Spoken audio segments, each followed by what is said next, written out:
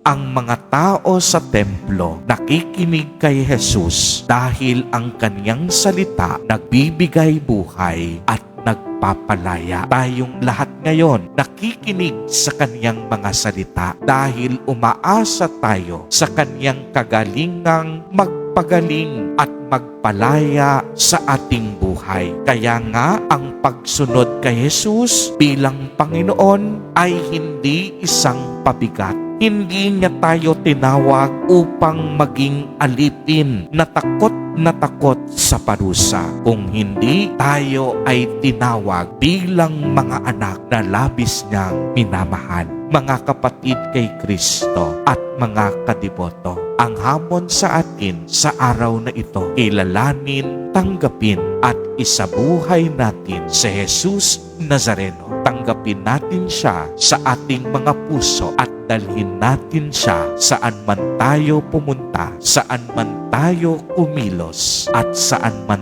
tayo manirahan. Si Jesus Nazareno, anak ni David, ang tunay na hari, ang tunay na Mesiyas, ang tunay na Panginoon na sa atin ay magpapalaya. Amen. Amen. Purihin at dakilain natin ang ating Panginoon, ang mahal na poong Jesus Nazareno.